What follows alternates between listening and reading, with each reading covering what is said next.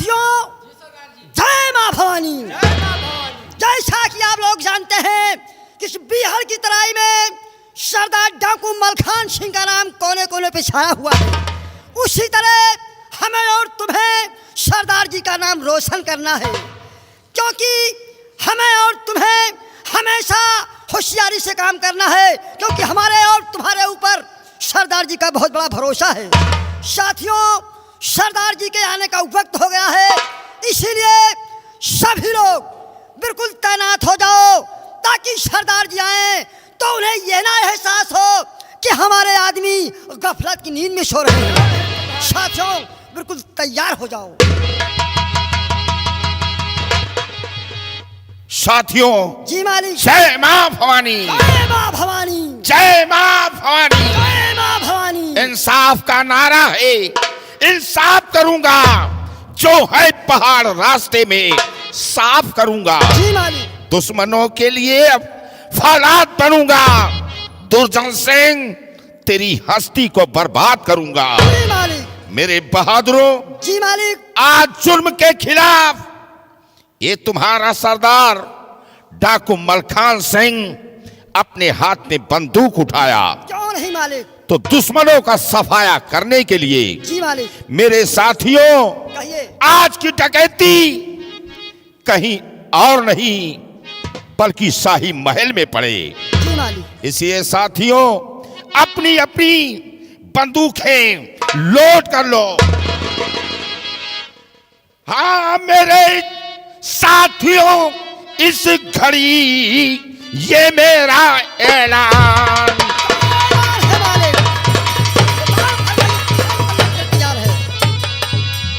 मेरे साथियों, इस घड़ी भाई ये मेरा ऐलान, और आज डकैती पड़े साथियों जूनागढ़ दरमियान।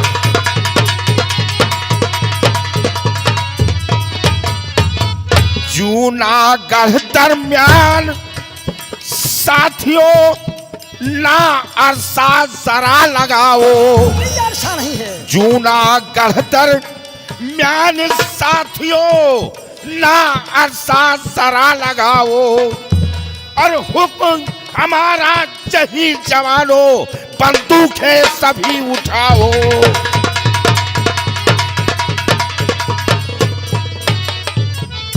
खेल लो चलकर राजमहल को, भाई चलकर मार गिराओ। खेल लो चलकर राजमहल को, चलकर मार गिराओ। रानी सतवंती को साथियों चलकर सबक सिखाओ।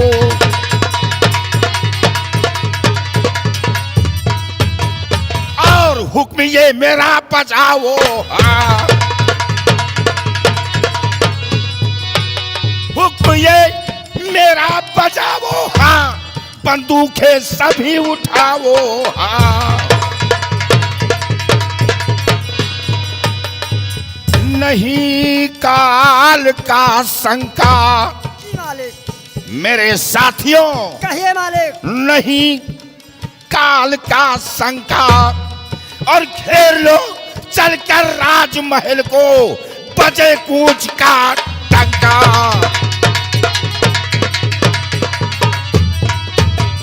साथियों, जी हुजूर। देर करने का वक्त नहीं, कूच का डंका बजे और खेल लो चलकर रानी सतवंती और उस कमीने दुर्जन सिंह को। चलो साथियों, जय मां भवानी, जय मां भवानी, जय मां भवानी।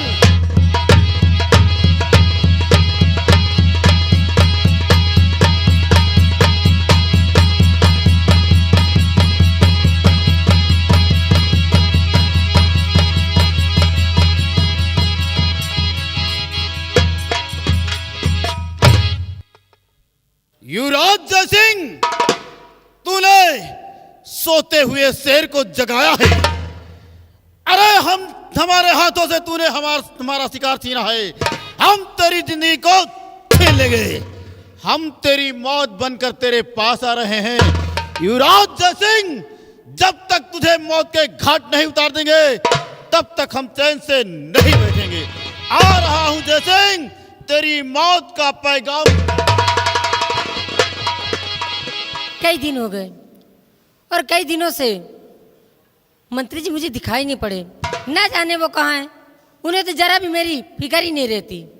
आने दो, क्योंकि उनसे बहुत सारी मुझे बात करनी है। दिल धड़काने वाले आ गए। आइए मंत्री जी आइए।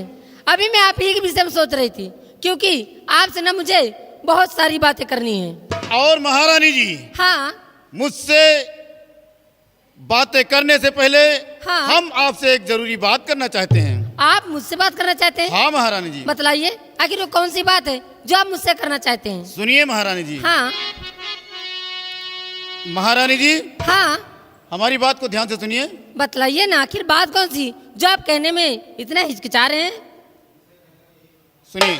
हाँ। तो तुमसे कहना यही है महारानी जी, अब तो जल्दी से होशियार हो जाओ।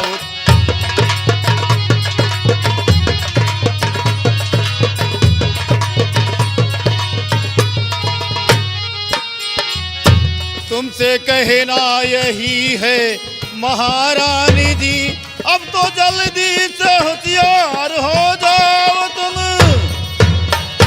लो करा कुल वसीयत कुंवर से अभी, लो करा कुल वसीयत कुंवर से अभी, वरना होगा उठाना बहुत रंज गम।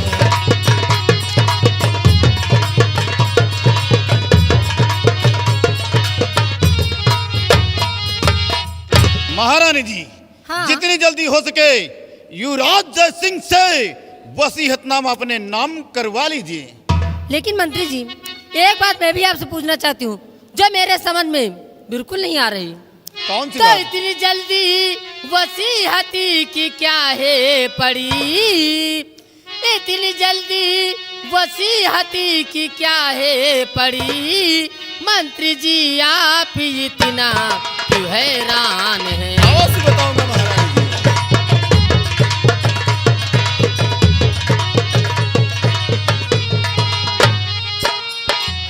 जी। इतनी जल्दी वसीयती की क्या है पड़ी, मंत्री जी आप इतना क्यों हैरान हैं?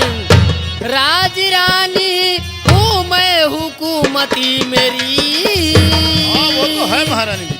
राज रानी हूँ मैं, हुकूमती मेरी। क्या समझते मुझे आप नहीं, ऐसी बात नहीं नादान है। हैं?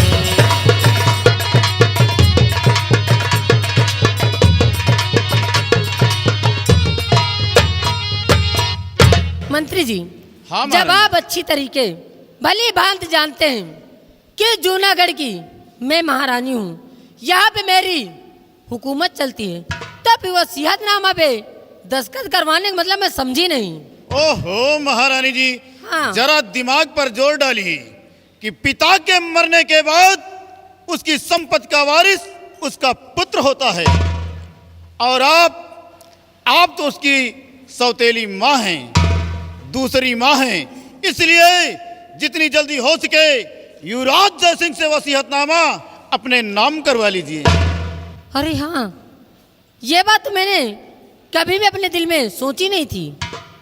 आप बिल्कुल ठीक कहते हैं, जितनी जल्दी हो सके वसीयतनामा पे मुझे दस्तखत करवा लेना चाहिए। मंत्री जी, आप एक काम कीजिए, बोलिए महारानी। आप चलिए आराम कीजिए और मैं जय सिंह को बुलवा के बड़े प्यार से वसीयतनामे पे दस्तखत करवाती हूँ, क्योंकि मेरा तो दिल ही कुछ ऐसा है। अरे आपका दिल दरिया है महारानी जी।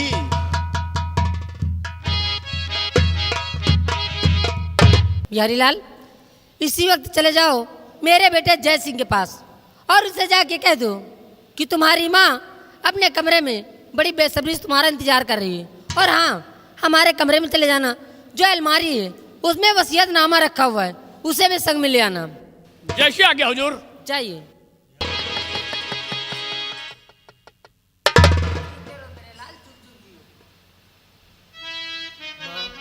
आज अचानक ये बुलाने का सबब आपका बेटा समझा नहीं। इसलिए मैं आपसे कुछ कहना चाहता हूँ कि कौन सा काम मुझसे पड़ा मात है, कौन सा काम मुझसे पड़ा मात है।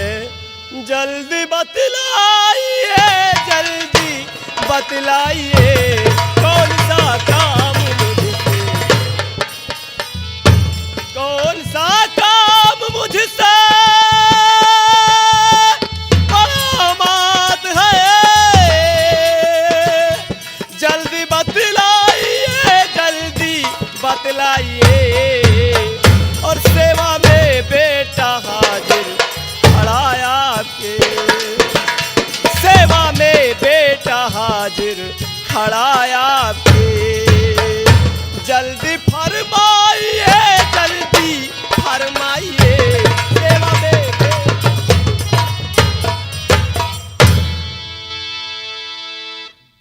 मेरे लाल, माँ जी, मैंने तुम्हें किस लिए याद किया है? आखिर तुमसे नहीं कहूँगी तो किससे कहूँगी? और बिल कहे मेरी बात को तुम समझोगे नहीं। मैंने तुम्हें इसलिए याद किया है कि बहुत ज़रूरी काम पड़ गया है। बोलो माँ, क्या बात है? कौन यही सा जरूरी काम पड़ा? कि तुम इसे कहना यही है मेरे लाडले, और तुम इसे कहना यही है मेरे लाडले। ध्यान बातों पे मेरी जरा दीजिए, तुमसे कहना, तुमसे कहना यही है मेरे लाडले।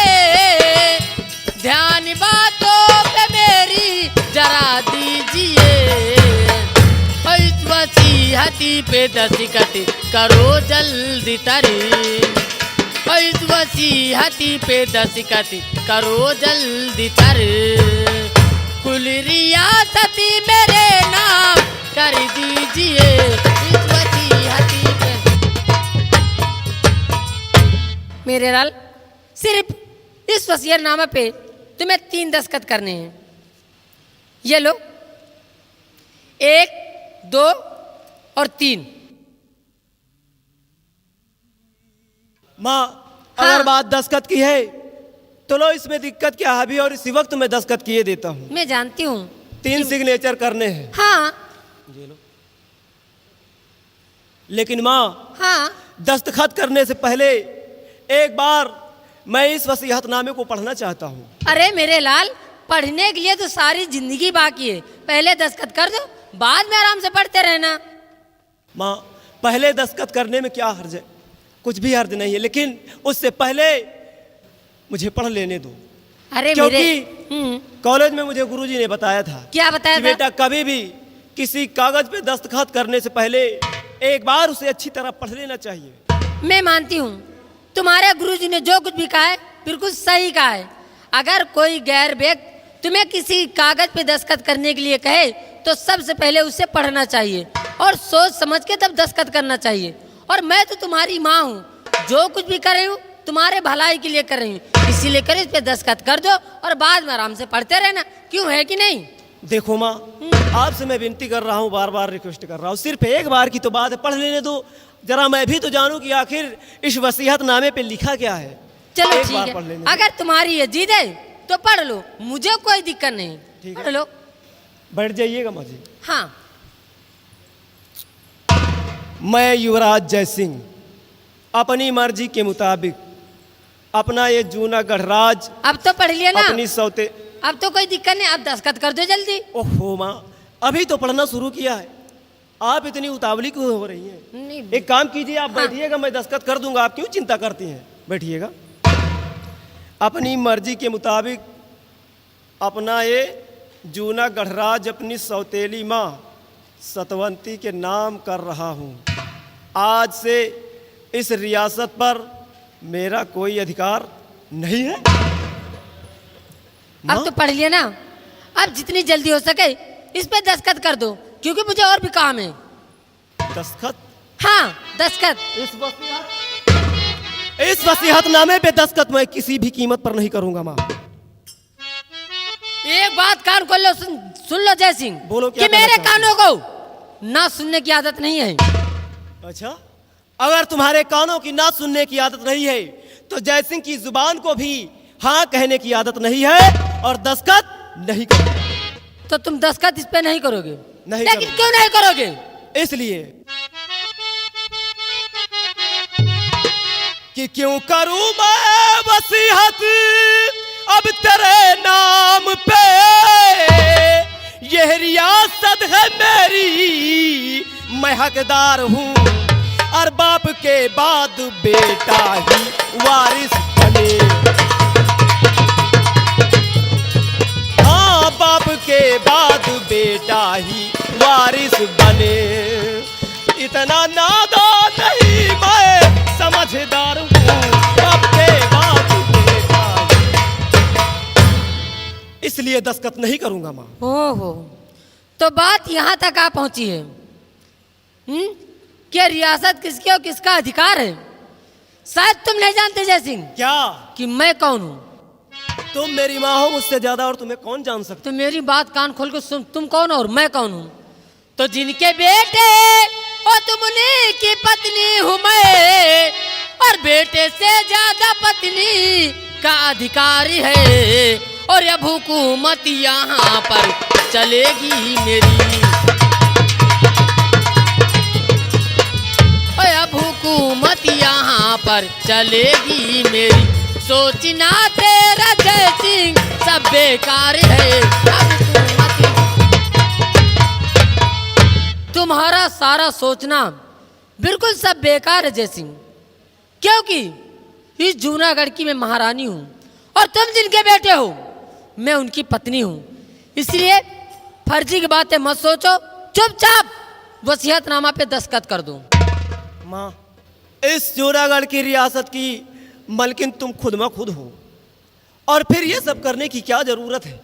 अरे आप तो अच्छी तरह जानती है माँ कि आपके एक इशारे पर तुम्हारे जूनागढ़ के लोग अपना तन मन सर कटा देने के लिए तैयार हो जाते हैं। तुम्हारी एक आवाज पर मर मिटने के लिए तैयार हो जाते हैं, और फिर अचानक एकाएक इस वसीयतनामे पे दस्तखत कराने का ख्याल तुम्हें आया कहां से? जब तू अच्छी तरीके से और भली भांत जानता है कि जूनागढ़ के लोग मेरे एक इशारे पे अपना सर तक कटा देते हैं, अपनी जान तक दे देते हैं, तो मेरी बातों को तू क्यों इनकार कर रहा है? क्यों? इसलिए कि ये जायज नहीं है। दुनिया जानती है कि एक बाप के मरने के बाद उसकी पूरी प्रॉपर्टी का मालिक उसका बेटा होता है, ना कि माँ। अच्छा, तब तुम मुझे सिखाओगे कि क्या जायज है और क्या नाजायज है। तुम इस पे दस्तखत करते हो या नहीं? एक बार नहीं, 100 बार नहीं, बल्कि 1000 बार इनकार है इस वसीयतनामे पे दस्तखत करने से। लेकिन किस लिए इनकार है? अच्छा, अगर तुम जानना चाहती हो तो सुनो माँ, आज मैं तुम्हें तुम्हारा कड़वा सच सुनाता हूँ तो कि मैं किस लिए इस वसीयतनामे पे बार बार दस्तखत करने से ये जयसिंह इनकार कर रहा है। तो मैं भी तो जान लूं क्या कि तेरे दिल में ऐसी कौन सी खोड़ भरी है और कैसा कड़वा सच है। आज सुना दो तो अपनी जुबान तो से। कान खोल कर सुनो कि तुम हो सौतेली माँ, सगी माँ नहीं, और दस्तखत करने से इनकार है, और ये रियासत है मेरे सगे बाप।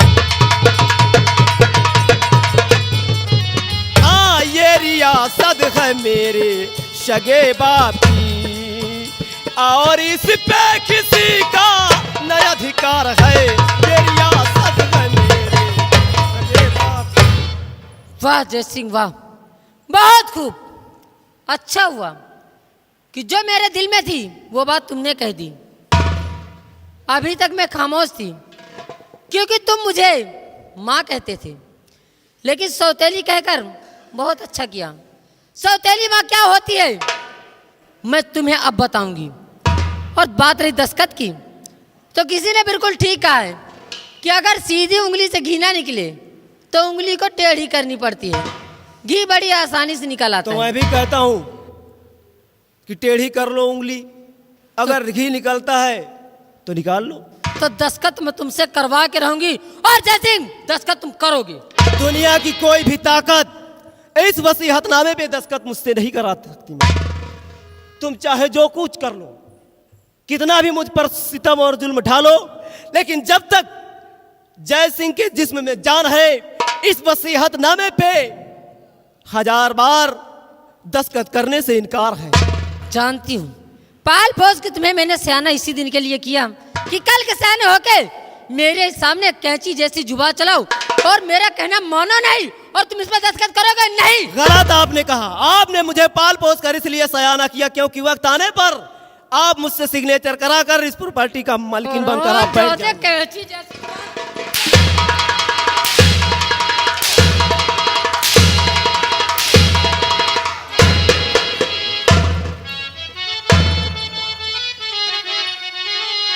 पाँव पड़ती है मैया तेरी लाडली, भैया जय सिंह पे यूं जुल्म ढाओ नहीं।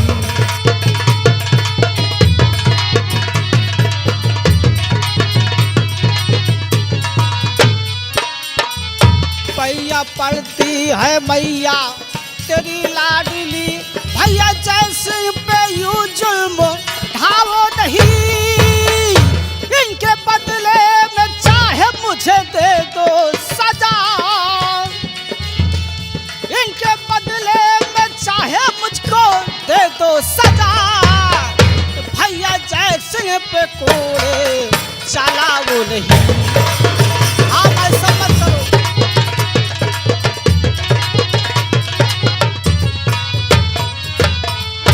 तबन मददगार इसकी तू आई यहाँ, ऐ कमीनी तुझे शर्म आई नहीं।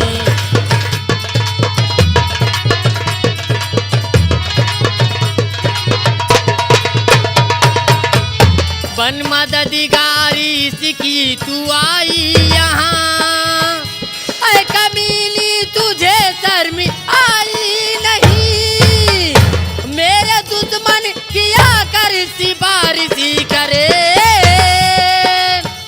मेरे दुश्मन किया कर सिफारिशी करे। खौफ दिल में जरा मेरा खाई नहीं।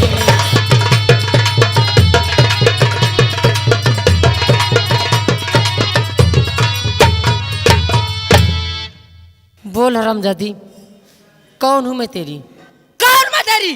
तुम मेरी माँ हो। सब तो अच्छी तरीके जानती है कि मैं तेरी माँ हूँ, और जो कुछ भी कर रही हूँ सब तेरे लिए कर रही हूँ। और तू हरामजादी मेरे ही काम में आकर अपनी टांग अड़ा रही है।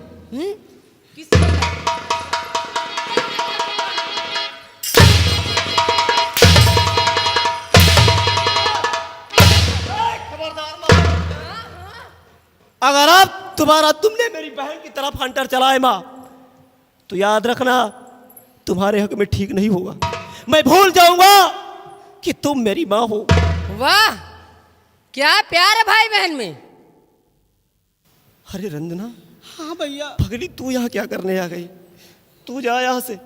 तुझे मेरी कसम, मेरी फिक्र मत कर, क्योंकि मैं अपनी नजरों से तुझे इस तरह मार खाते हुए नहीं देख सकता मेरी गुड़िया। तुझे मेरी कसम, तू चल यहाँ से। नहीं तुझे आप कितनी भी कोशिश कर लो, लेकिन मैंने कह दिया कि इस वसीयतनामे पे दस्तखत करने से इनकार है, मतलब इनकार है। तुम्हारी इतनी बड़ी हिम्मत कि मेरे हाथों को तुमने रोका। आज तो तुम्हारी मैं वो दशा करूंगी, वो दशा करूंगी, खींच खींच के सारी तुम्हारे बदन से चमड़ी बाहर कर दूंगी। तुम मेरी माँ हो, इसलिए मैं बहुत देर से खामोश सब कुछ बर्दाश्त कर रहा हूँ। अगर तुम मेरी माँ न होती तो अपनी बहन के साथ इस तरह की गुस्ताखी करने वाले की मैं हरामजादे की उसकी जुबान खींचकर बाहर कर देता, लेकिन तुम मेरी ठहरी माँ, इसलिए माँ का दर्जा भगवान से भी ऊंचा होता है। ये सब कुछ सोचकर मैं बहुत देर से बर्दाश्त कर रहा हूँ माँ। तुम मुझ पर चाहे जितना सितम ढालो, चाहे मुझे मारते मारते मार डालो, लेकिन मेरी नजरों के सामने मेरी बहन के ऊपर हाथ मत उठाना माँ। तो तुम्हारा मैं वो हाल करूंगी, वो हाल करूंगी कि तुम अपने आप को नहीं पहचान सकोगे, अपने आप को नहीं।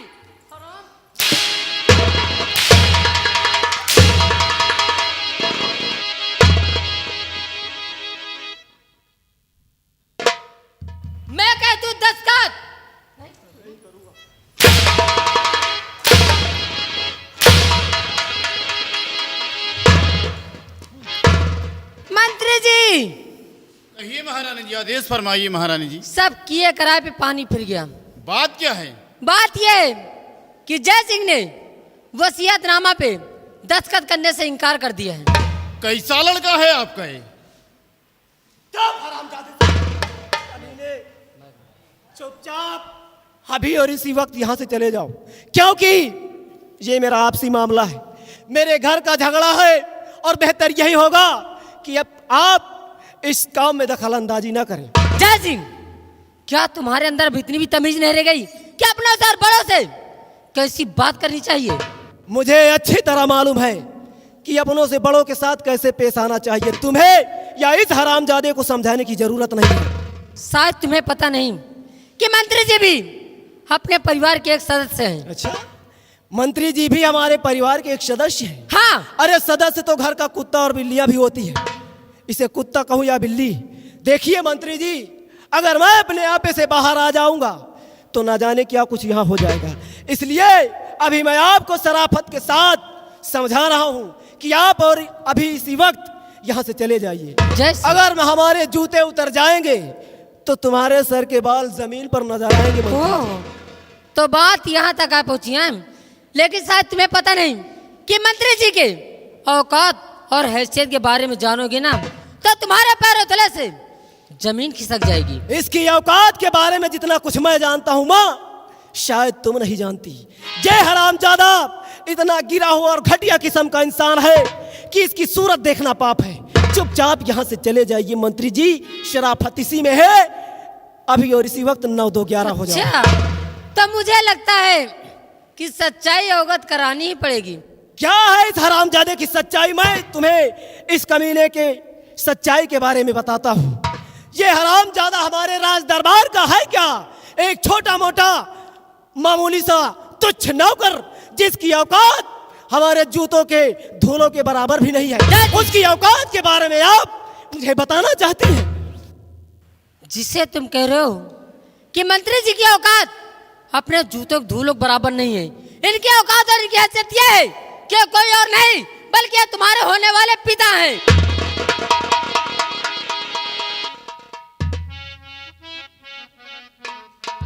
देखा बेटा, आखिर मैं तेरा बाप हूं रे, तेरा पिता है। बेटे, जब से तुम पैदा हुए हो तब से ये दुर्जन सिंह बारूदों के ढेर से खेल रहा है। महारानी जी, आदेश करिए महारानी जी, इसका काम तमाम कर दिया जाए। अरे क्यों परेशान होते हो? अब इसकी तो आवाज भी नहीं निकलेगी। और हाँ जय सिंह, जिंदे में तो तुम मेरे काम आए नहीं, लेकिन मरने के बाद तुम जरूर मेरे काम आओगे, क्योंकि तुम्हारा अंगूठा काम आएगा। हाँ, तो तुमने साबित कर दिया माँ कि एक माँ क्या होती है, माँ की ममता क्या होती है। औरत की मर्यादा को तुमने लांग कर अच्छा नहीं किया माँ। अरे मैं तो तुझे माँ नहीं बल्कि एक साक्षात देवी लक्ष्मी समझता था। हाँ। मैं देवता। लेकिन मुझे क्या मालूम था कि तुम इतने घिनौने काम करोगी, हो भी मेरे नजरों के सामने। अरे शर्म आनी चाहिए तुम्हें माँ। और बोलो। और और मेरा बोलो। तो दिल यही करता है क्योंकि कि मैं अभी और इसी वक्त आत्महत्या कर लूं भगवान। अब आया ना ऊंट पहाड़ के नीचे। मंत्री जी, अब मैं इसकी बकवास तो सुनना नहीं चाहती और ना ही इस हरामजादे की सूरत देखना चाहती हूँ। मैं कहती हूँ लगाओ निशाना, नंबर मैं बोलती हूँ। नंबर बोलो महारानी जी। नंबर 1 और नंबर 2 और नंबर। तो मंत्री जी क्या गजब कर रहे मंत्री जी।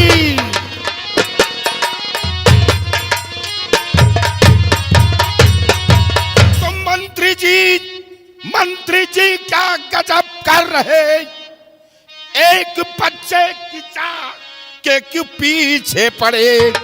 छोड़ दो इसको मेरा कहा मान कर जिंदगी के लिए, वरना रोना पड़े।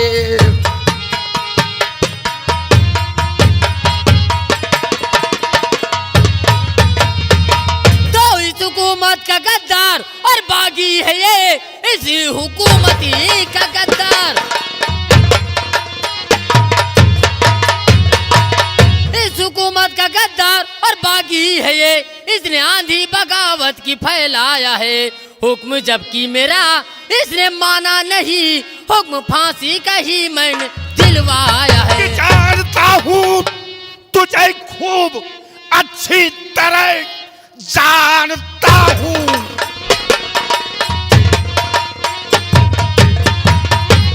कि जानता हूँ तुझे खूब अच्छी तरह, जितनी कोमल है उतनी सितमगार है। ऐसी नागन है जिसका जहर ना मिटे, जितनी कोमल है उतनी सितमगार है।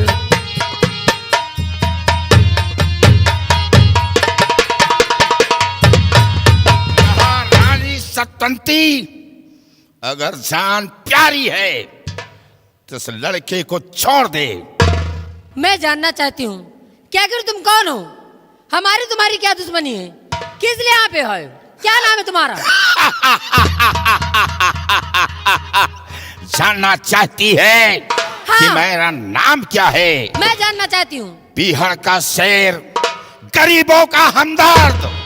लोग मुझे डाकू मलखान सिंह के नाम से जानते हैं। ओह, गरीबों के हमदर्द, बिहार के शेर, डाकू मलखान सिंह।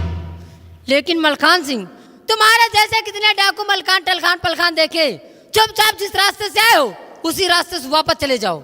हरामजादी, मैं ये जानना चाहता हूँ कि इस लड़के को मौत की सजा तू क्यों दे रही है? क्योंकि उसने मेरा कहना नहीं किया। कहना? हाँ, मैं उसकी माँ हूँ, वो मेरा बेटा है। अगर बेटा माँ का कहना नहीं करेगा तो क्या तुम्हारा कहना करेगा? क्या कहा? तू उसकी माँ है और वो तेरा बेटा है। हाँ, सब कुछ समझ गया हूँ कि तू जैसी माँ है और वो जैसा बेटा है। हरामजादी, आज तेरे बेटे को ये डाकू मलखान अपने साथ ले जाएगा। मैं भी देखती हूँ कि तुम मेरे बेटे कैसे ले जाते हो। आ मेरे लाल। देखा, काश माँ का प्यार दिया होता तो आज यही लड़का तेरी बाहों में होता। अरे मेरे प्यार में ऐसी कौन सी कमी रह गई थी जो यही दिन देखना था मुझे तेरी वजह से? हरामजादी, महारानी सतवंती, आज ये डाकू मलखान तेरे बेटे के लेकर जा रहा। इंतजार अपनी अपनी मौत का तुम दोनों करना। 24 घंटे के बाद तुम दोनों की लाश नजर आएगी। साथियों, इस लड़के को ले चलो, आओ मेरे साथ।